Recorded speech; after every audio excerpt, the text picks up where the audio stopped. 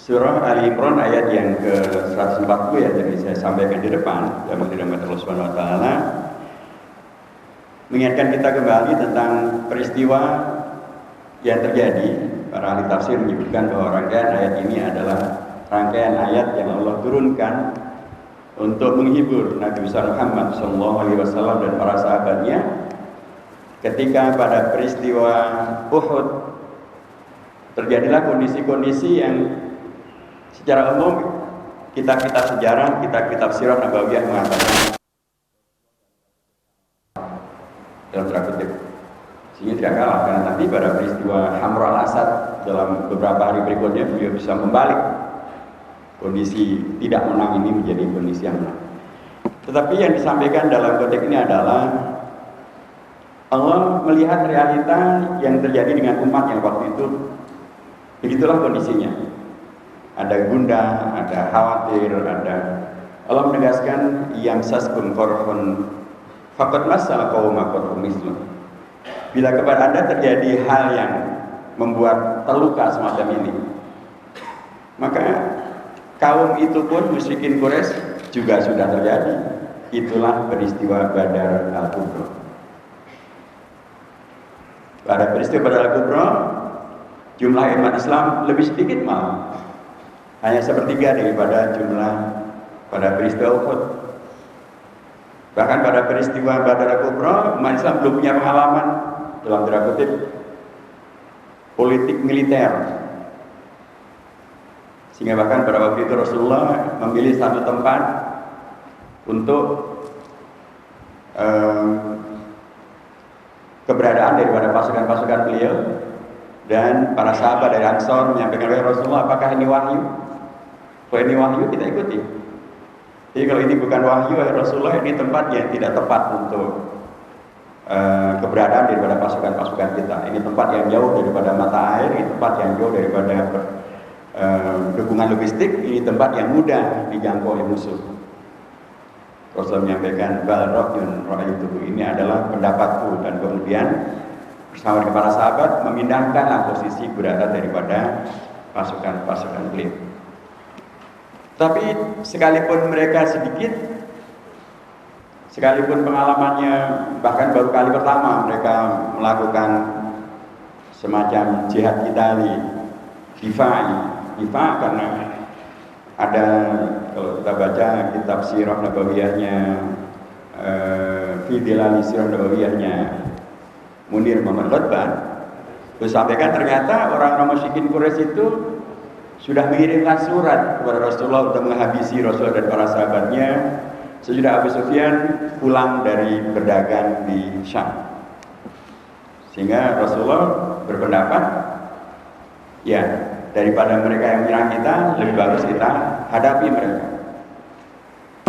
Pada peristiwa Badar al-Kubra, pengalaman masih sangat sedikit, jumlah masih sangat sedikit juga, tapi Allah menghadirkan kemenangan yang gilang gemilang. Tetapi pada peristiwa Uhud 1 tahun berikutnya, jumlah umat Islam 3 kali lipat dari sebelumnya. Jumlah mujahidin umat Islam 3 kali lipat dari sebelumnya, 1313-an, pada peristiwa Uhud sekitar 1000-an. Tetapi terjadilah peristiwa itu. Allah ingin menegaskan kembali bahwa tilkal ayyamu nudawiluha bainan nas. Peristiwa menang, peristiwa kalah, peristiwa terluka, peristiwa dalam tanda kutip ya tidak menang, kalau kata demikian, itu adalah peristiwa yang memang Allah pergilirkan. Tapi untuk apa peristiwa-peristiwa ini terjadi? Wa tilkal ayyamu nudawiluha bainan nas liya'lamallahu alladziina aamanu, supaya kemudian betul-betul terbukti di hadapan Allah siapakah umatnya yang betul-betul beriman kepada Allah Subhanahu wa taala. Dan beriman dalam konteks politik, apalagi politik kita jihadi semacam peristiwa Uhud dan peristiwa Badar al-Kubra, memang bukan peristiwa yang gampang. Karena pada peristiwa Uhud misalnya terjadi peristiwa antara Ali bin Abi Thalib yang mubarazah, yang duel satu lawan satu dengan musyrikin Quraisy, dan hampir saja beliau melepaskan pedangnya, tetapi kemudian tidak jadi ditebaskan itu pedang. Dan musuh ini juga menjadi kaget kenapa tidak jadi ditebaskan, karena ternyata beliau merasa ada sesuatu yang berubah dalam hati beliau. Ketika beliau akan mengayunkan pedangnya itu, si musyrik ini meludah dan memaki. Dan manusiawi, beliau marah Ali bin Abi Thalib. Tapi ketika beliau akan mengayunkan pedangnya dalam posisi beliau marah itu, beliau tercekat hatinya sebagai orang mukmin di tingkat nomor hati yang paling tinggi, ya, di antara yang paling tinggi keimanannya. Beliau khawatir kalau kemudian beliau melakukan pengayunan pedang itu tidak lagi lillahi wali rasulihi. Jangan-jangan karena saya marah, karena saya diludahi, sehingga niatnya bukan lagi lillah tapi karena kemarahanku. Ketika Rasulullah pernah ditanya, wahai ya Rasulullah, rajulun yuqatil hamiyatan wa yuqatil saja'atan wa yuqatil riya'an ayyudzalika fisabilillah. Qala man qatala litakuna kalimatullahi hiyal 'ulya fa huwa fisabilillah. Surah sahabat tanya pada Rasulullah, ada orang yang berperang. Tapi berperangnya karena motivasi ingin memenangkan kelompok. Motivasi ingin disebut sebagai seorang pemberani, atau motivasi ingin dipuji-puji, lihat. Dari tiga kelompok ini, manakah yang fisabilillah? Rasul mengingatkan, man qatala litakuna kalimatullahi hiyal 'ulya fa huwa fisabilillah. Hanya yang ikhlas betul dalam perjuangannya untuk meninggikan kalimat Allah Subhanahu wa taala, itulah yang fisabilillah. Ali bin Abi Thalib tidak jadi mengayunkan pedangnya karena dia khawatir jangan-jangan yang dia lakukan tidak lagi murni lillah, tapi hanya karena tercampur marah karena diludahi tadi.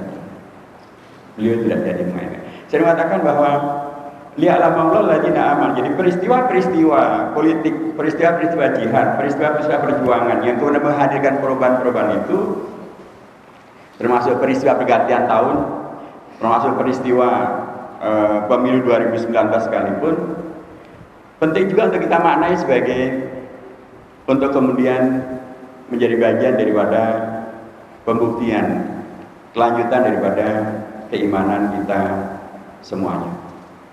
Tentu dalam konteks ini keimanan artinya juga adalah bahwa bagaimana kemudian dalam seluruh proses kita mengikuti peristiwa-peristiwa yang terjadi di negeri kita, termasuk yang terkait dengan masa pemilu sekalipun, bagaimana kemudian nilai-nilai keislaman masih tetap bisa kita hadirkan untuk kemudian membawa kepada realisasi daripada tujuan-tujuan. Kalau dalam konteks politik Islam, ini kan merealisasikan apa yang oleh para ulama disebutkan sebagai yang namanya politik Islam menuju pada kepemimpinan, pemenangan kepemimpinan. Itu kan ungkapannya adalah al-imamah hiya wirasah nabawiyah li hirasatid din wa siyasatid dunya bihi.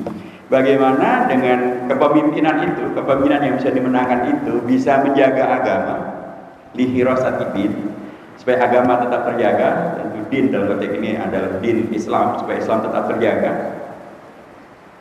Wasiat di dunia bihi, dan bagaimana kemudian urusan dunia bisa diatur melalui nilai-nilai agama atau melalui agama yang tadi diperjuangkan.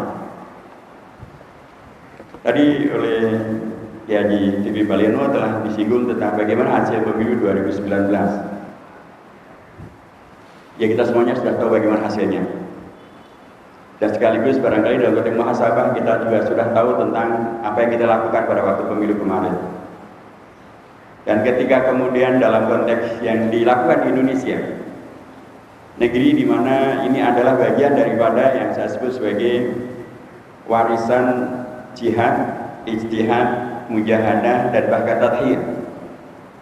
Jihad karena jelas kalau kaitannya dengan perjuangan tahun 45, begitu banyak laskar santri, laskar sabilillah, laskar hizbullah yang tampil ke depan dan bahkan mempergunakan bendera merah putih dengan di tengahnya ada tulisan la ilaha illallah, dan nggak ada yang nangkep. Belakang saja ada yang nangkep orang bawa bendera la ilaha, bendera merah putih dengan tulisan la ilaha. Pada waktu itu itulah bendera yang dibawa oleh Laskar Santri, memperjuangkan agar Indonesia kita tetap merdeka. Bagian daripada jihadnya, bagian daripada mujahadahnya, bagaimana kemudian para ulama, para habaib melalui pengajian-pengajian mereka menyebarluaskan tentang Indonesia yang dimerdekakan. Bagian daripada jihad juga. Nah, bagian dari jihad, bagian dari ijtihad. Bagaimana kemudian para ulama, termasuk yang menjadi anggota PPKI maupun anggota BPUPK maupun anggota Panitia 9, termasuk Muhammad Natsir, waktu itu ketua fraksi Partai Masyumi, bagaimana menjaga agar Indonesia yang sudah dimerdekakan itu tidak kembali jatuh ke tangan Belanda karena dipecah belah, maupun karena provokasi dari kalangan minoritas, maupun juga karena sudah dicapi-capi oleh Belanda menjadi negara serikat, negara Republik Indonesia Serikat. Yang mengembalikan Indonesia menjadi NKRI bukanlah politisi sekuler, bukan politisi apalagi komunis, tapi yang mengembalikan Indonesia menjadi NKRI setelah diubah total oleh Belanda menjadi RIS, Undang-Undang Dasarnya pun dirubah menjadi Undang-Undang Dasar RIS, adalah tokoh Partai Masyumi, Partai Islam Majelis Syuro Muslimin Indonesia. Beliau pada waktu itu diajak masuk dalam kabinet RIS dan beliau menolak. Beliau berada di luar kabinet, beliau berjuang melalui DPR-nya, dan kemudian pada tanggal 3 April menyampaikan pidatonya yang disebut sebagai misi integral, dan kemudian selamatlah Indonesia kembali menjadi NKRI.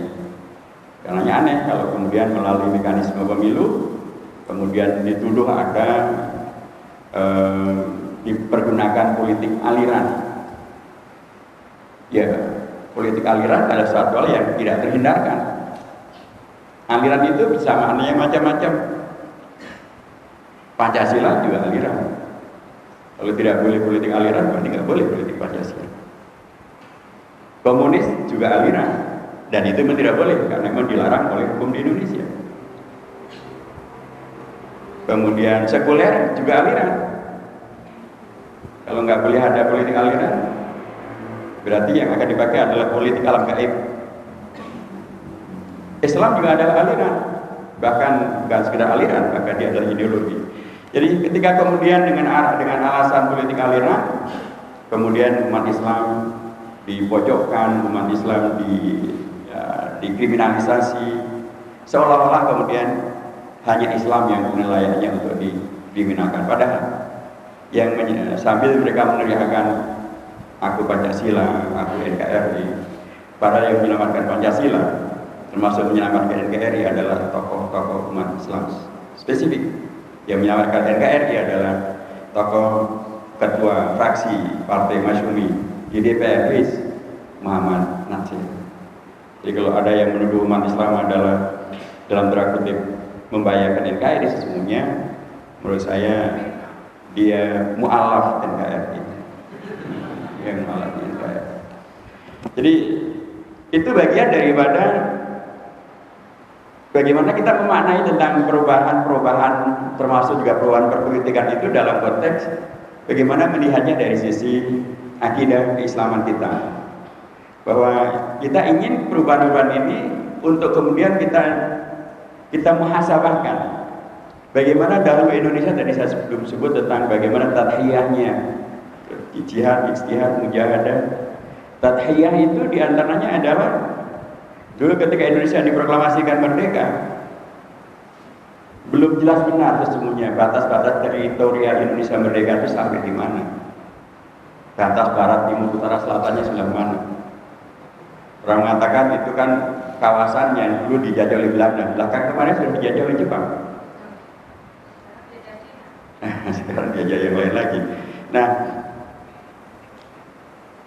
sampailah pada tanggal 6 September tahun 45, si Sultan Hamengkubuwono ke-9, Sultan dari Kerajaan Mataram, Kerajaan Islam di Mataram, yang gelarnya begitu dahsyat, ingkang sinuwun Si Sultan Hamengkubuwono kaping 9 Senopati Ngalogo Abdurrahman Sayyidin Ponorogo Khalifatullah ing tanah Jawa.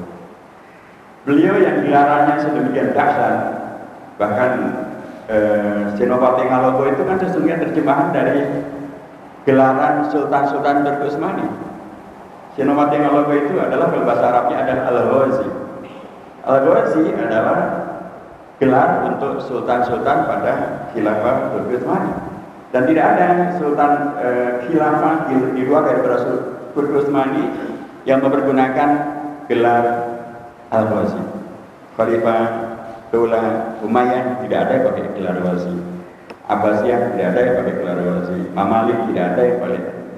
Umayyah di Andalusia tidak ada yang pakai gelar Al-Ghazi. Al-Ghazi spesial Turki Utsmani. Karena memang Turki Utsmani waktu itu memberikan pengakuan kepada sultan-sultan yang ada di Indonesia, sejak dari Demak, kemudian sampai ke Mataram dan seterusnya.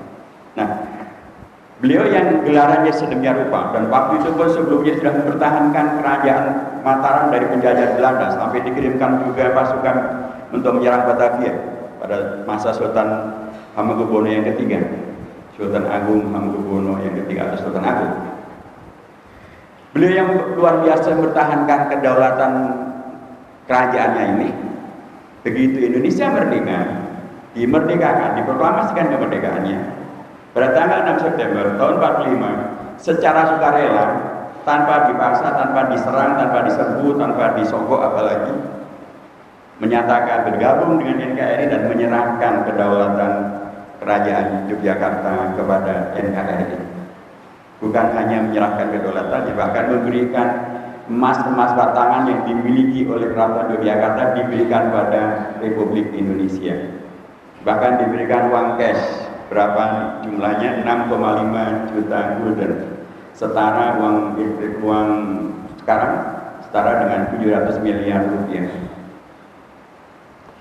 Nanti akan ada yang lebih dasar lagi. Di Riau ada kerajaan namanya Kerajaan Siak Indrapura. Sultannya adalah Sultan Syarif Qasim II. Sekarang nama beliau menjadi nama untuk lapangan terbang di Pekanbaru.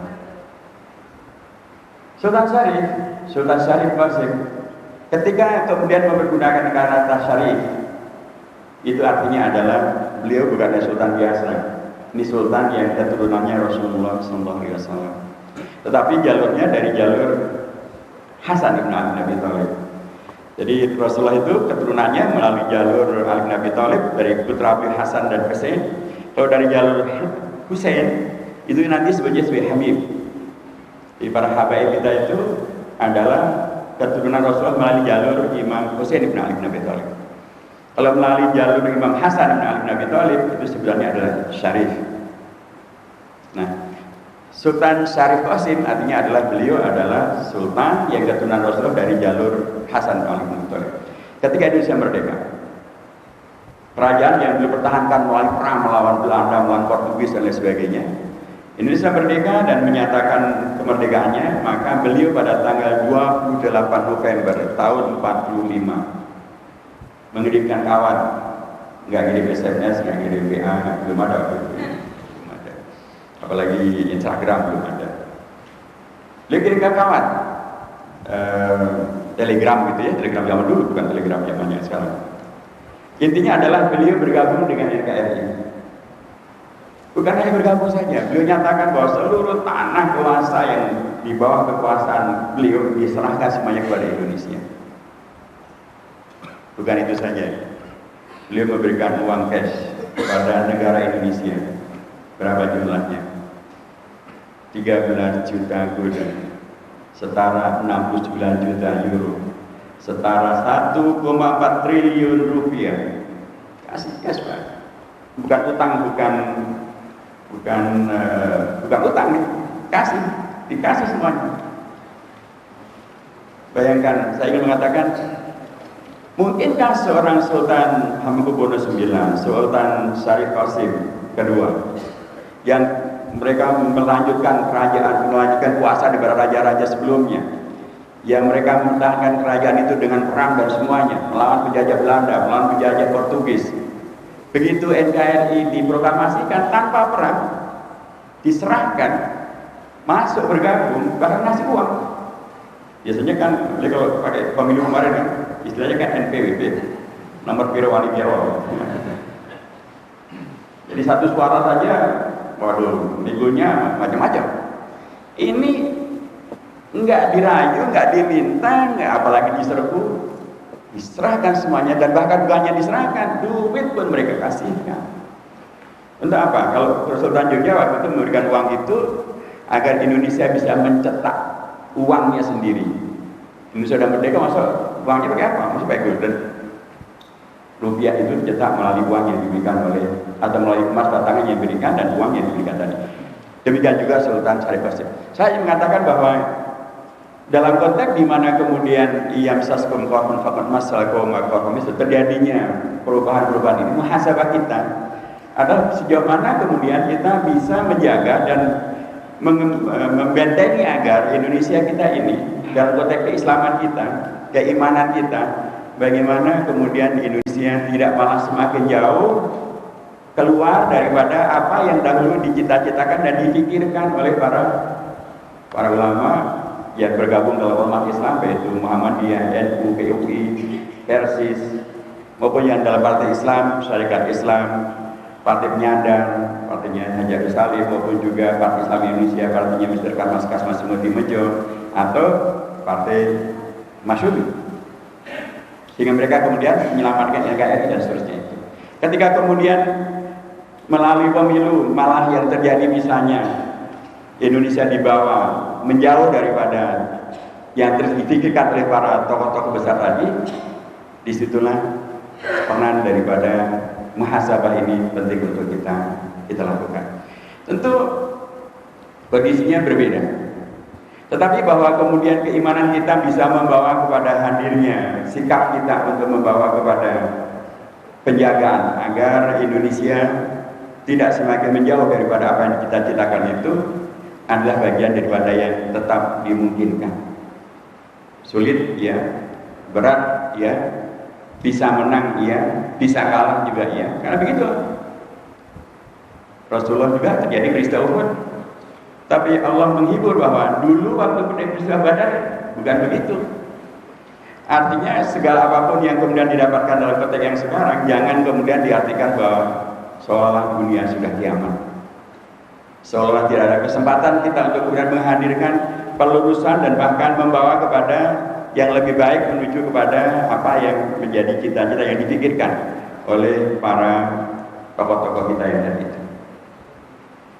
Di sinilah saya bisa memberikan sebagian dari apa yang terjadi di DPR misalnya, ketika kemarin ada upaya untuk mengabulkan rancangan undang-undang tentang PKS, ini bukan nama partai, rancangan undang-undang tentang pencegahan kekerasan seksual. Nama undang-undangnya bagus, tapi di dalamnya sesungguhnya sangat jahat.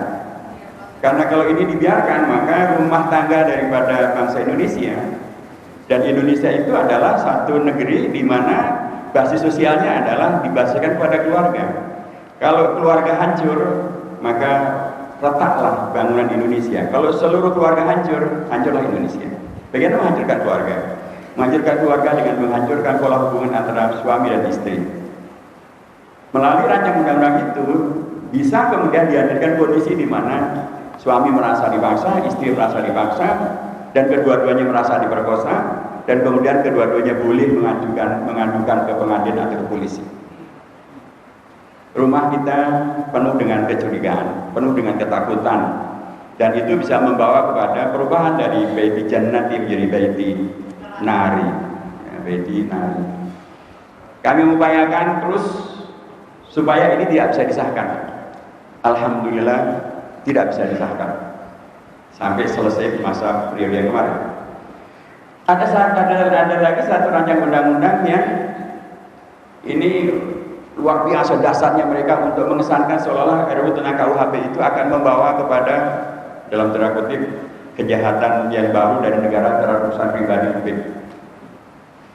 Padahal sesungguhnya ini ada sebuah pasal yang sekarang ini menjadi amat sangat dipentingkan untuk mestinya itu bisa disahkan, yaitu tentang, mohon maaf, pasal tentang masalah perzinahan. Mereka-mereka ini adalah kelompok-kelompok yang tidak menginginkan RUKHP itu disahkan, karena kalau itu disahkan maka LGBT bisa dikenakan pasal perzinahan. Maka pasal itu bisa kemudian mengkoreksi terjadinya seks bebas yang sekarang ini bebas ada di mana-mana. Jadi KUHP yang lama itu masih berisikan bahwa yang namanya perzinahan hanyalah hubungan seksual antara pasangan yang sudah berkeluarga dengan yang belum berkeluarga.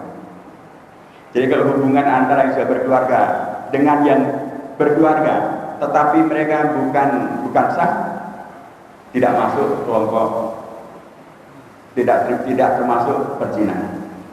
Kalau berhubungan antara seorang yang belum berkeluarga dengan yang belum berkeluarga, bukan perzinahan. Kalau hubungan antara laki-laki dengan laki-laki, bukan perzinahan. Perempuan dengan perempuan, bukan perzinahan.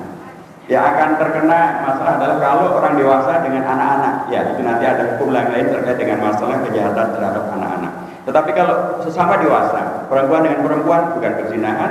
Laki-laki dengan laki-laki, bukan perzinahan. Yang sudah berkeluarga dengan yang berkeluarga yang lain, juga bukan perzinahan. Itulah undang-undang yang lama, Bu. Justru mereka tidak ingin ini dirubah. Nah, kita mengajukan satu perubahan, yaitu memperluas makna daripada perzinahan sehingga seluruh kemungkaran tadi bisa dikoreksi. Karena kita masukkan dalam definisi perzinahan adalah segala bentuk hubungan seksual yang dilakukan tidak dengan cara yang sah secara agama dan dibenarkan oleh hukum negara, maka itu adalah perzinahan. Sehingga kalau kemudian terjadi hubungan seksual antara perempuan dengan perempuan, itu perzinahan. Lesbianisme, perzinahan. Kemudian LGBT, perzinahan. Seks bebas antara dewasa dengan dewasa, perzinahan. Mereka tidak mau ini. Tapi yang mereka sebarkan seolah-olah rancangan undang-undang akan kemudian membawa kembali kepada zaman baku, di mana kemudian orang akan dikekang, di mana urusan pribadi akan sangat diawasi. Di tingkat ini, dalam tanda kutip, mereka berhasil. Karena rancangan undang-undang ini juga belum bisa disahkan. Jadi ada kondisi di mana kita berhasil, ada yang belum berhasil. Nah, saya ingin mengatakan dalam konteks dinamika yang terjadi seperti di DPR, sering sekali pengambilan keputusan itu memang basisnya adalah kepada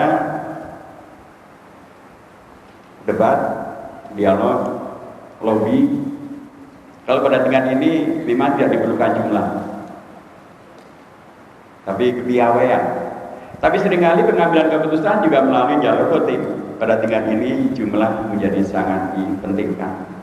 Pada tingkat inilah muhasabah kita adalah bagaimana tadi diingatkan oleh Kiai Haji Fikri Bareno, kita umat Islam yang mayoritas mutlak di Indonesia ini, seandainya kemudian mereka kemudian melakukan perannya memenangkan partai-partai yang berorientasi pada perjuangan keumatan, maka pastilah hasilnya menjadi berbeda. Tapi sudahlah, itu sudah terjadi. Jadi pengalaman politik yang menurut saya mudah-mudahan akan seperti Rasulullah kemudian dalam peristiwa Uhud, mudah-mudahan akan segera kita bisa rubah dari peristiwa Hamra al-Asad, peristiwa yang tadinya dalam tanda kutip kita kalah, gitu.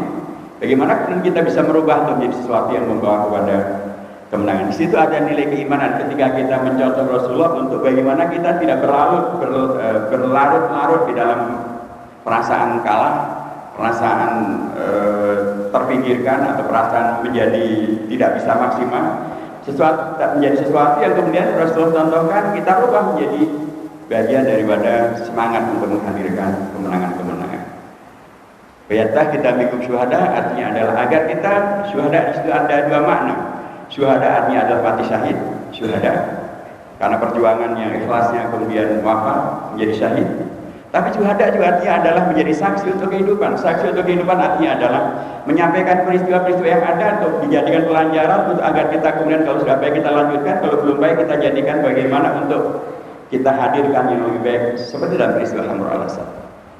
Wallahu la yuhibbul zalimin artinya adalah Allah tidak suka kalau kemudian Kezaliman itu yang dominan, kezaliman itu yang merajalela. Karena kalau zalim itu artinya adalah tidak adil. Tidak adil artinya adalah Rasulullah pernah menyampaikan innama halaka man kana qablakum idza saraka fihim asy-syarif wa dha'uhu idza saraka fihim ad-dha'if aqwamu al-had. Wallahi law anna Fatimah binta Muhammadin saraka laqata'tu yadaha. Rasulullah menyampaikan bahwa demi Allah bangsa-bangsa sebelum kita ini eksis karena keadilan. Tidak eksis karena keadilan yang tidak ditegakkan.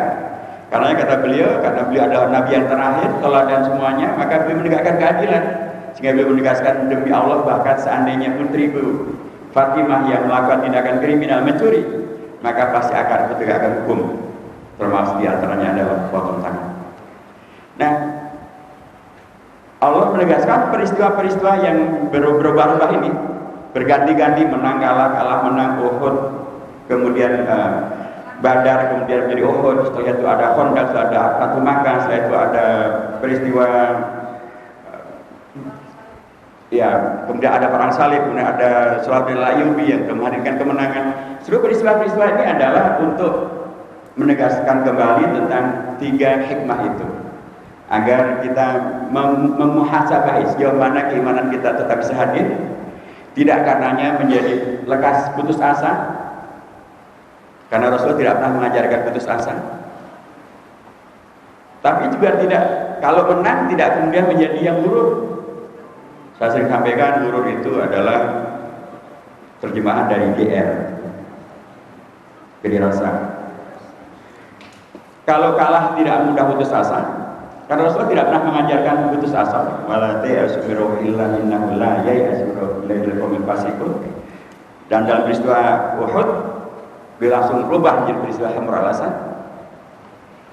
Tapi ketika kemudian beliau mendapatkan kemenangan dari Allah Subhanahu wa taala, kemenangan itu tidak disikapi dengan sikap yang arogan, yang takabur, yang buruk, yang riak, yang menang-menangan, yang zalim, yang adigan, adigun, sopo siro, sopo insun, kata orang Jawa. Tapi disikapi tetap dengan, saya sering sampaikan bahwa rangkaian daripada seluruh ayat-ayat yang kemudian membingkai kehidupan kita dalam konteks Islam itu semuanya adalah memang dimulai dengan Iqra bismi rabbikal ladzi khalaq. Itu surahnya dan sekaligus ayatnya.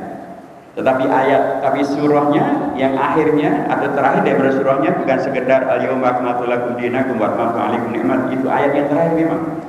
Surah Maidah yang ketiga, tetapi itu dalam konteks surah yang terakhir, yaitu surah An-Nasr, idza jaa nasrullahi wal fath wa ra'aitan nasa yadkhuluna fi dinillahi afwaja fasabbih bihamdi rabbika wastaghfirhu innahu kana tawwaba. Jadi dari Iqra bismi rabbikal ladzi khalaq, peristiwa-peristiwa itu kemudian berujungnya pada idza jaa nasrullahi wal fath, kepada adanya kemenangan. Dan memang mustahil dong agama Islam, agama terakhir ke ujungnya kalah. Nabi Muhammad, Nabi yang terakhir, masa ujungnya kalah. Al-Quran, wahyu yang terakhir, masa ujungnya menghadirkan umat yang kalah. Ya tidak mungkin. Rasionalnya memang menang. Dan Rasulullah membuktikan tentang memang menang. Termasuk kemenangan itu ujung akhirnya adalah bukan menghadirkan arogansi, bukan menghadirkan radikalisme, terorisme, menghadirkan eksklusivisme, menghadirkan segala yang perlu membuat orang layak untuk menjadi takut terhadap Islam. Ujung akhirnya adalah fasabbih bihamdi rabbika wastaghfirhu innahu kana tawwaba. Para ahli tafsir biasanya memahami 3 ayat ini dalam 3 kategori. Idza jaa nasrul fath adalah kemenangan melalui jalur jihad, kemenangan melalui jalur perjuangan fisik. Dan memang kalau kita menang ya fisik kita harus kuat. Kalau fisik kita aja sakit-sakitan, bagaimana mau menang? Alih-alih mau menang, mau berjuang, malah mungkin harus dijenguk di rumah sakit. Kemenangan melalui jalur perjuangan fisik. Yang kedua adalah kemenangan melalui jalur perjuangan ijtihad. Wa ra'aitan nas yadkhuluna fi dinillahi afwaja. Ijtihad karena diperlukan keahlian, diperlukan kepintaran, penguasaan masalah, pengertian teknologi, sains. Apalagi sekarang kalau kita tidak menguasai ilmu teknologi, susah kita akan melakukan perjuangan untuk kemenangan. Itu pun dimenangkan oleh Rasulullah. Dan ketika itu semuanya terjadi, ujung akhirnya ada kemenangan di jalur mujahadah. Fasabbih bihamdi rabbika wastaghfirhu innahu kana tawwaba. Itulah yang menghadirkan manusia-manusia yang rahmatan lil alamin. Manusia-manusia yang dalam peristiwa Fatu Makkah Ketika orang-orang musyrikin Quraisy sudah pasrah, Abu Sufyan sudah datang, yang sudah pasrah bongkokan atau orang Jawanya. Karena dia tahu dulu mereka begitu luar biasa bengisnya terhadap Rasulullah, bahkan mensayembarakan dan menghabisi Rasulullah. Sekarang mereka kalah. Apa dong kalau tidak akan balas dendam? Ternyata mereka salah. Rasulullah bahkan mengatakan kepada mereka, idhabu wa antum talaqo. Anda boleh pergi, Anda semuanya bebas.